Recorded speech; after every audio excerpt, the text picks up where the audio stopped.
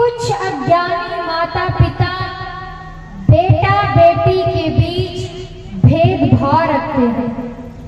जैसे उनके घर में किसी बेटे का जन्म हुआ तो सभी परिवार के लोग हंसते हुए खुशियां मनाते हैं, नाचते हैं, गाते हैं, मिठाइयां बांटते हैं। लेकिन वहीं अगर उनके घर में किसी बेटी ने जन्म ले लिया और अगल बगल वाले उनसे पूछने जाते हैं कि भाई क्या हुआ, तो जो पिता होता है वो केवल दिखावे के लिए कहता है कि हाँ लक्ष्मी आई है।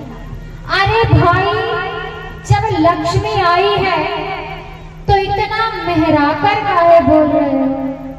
खुश होकर बोलना चाहिए कि मेरे घर में आज लक्ष्मी ने जन्म लिया है। हे सज्जनों, यह तो सोचने की बात है कि यदि बेटी के जन्म लेते ही उनके माता पिता उदास हो जाएंगे तो उनके परिवरिश में, उसके लालन पालन में कमी तो अवश्य ही आएगी। कुछ अज्ञानी माता पिता अपने बेटे को तो किसी अच्छे प्राइवेट स्कूल में पढ़ाते हैं, लेकिन वही अपनी बेटियों का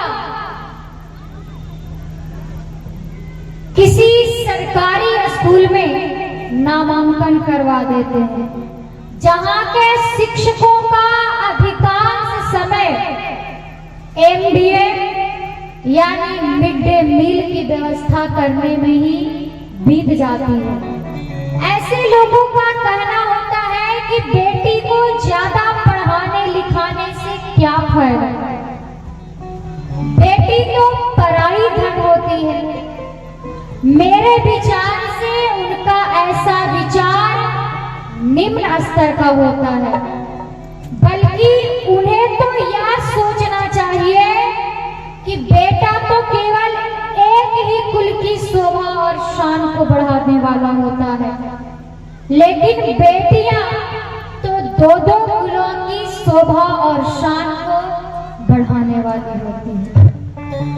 हे सज्जनों, आप भी चाहते हैं हमारी बेटी दो दो कुलों की शोभा और शान को बढ़ाए, तो उसके लिए माता पिता को एक संत की भांति कठिन तपस्या करनी पड़ती है।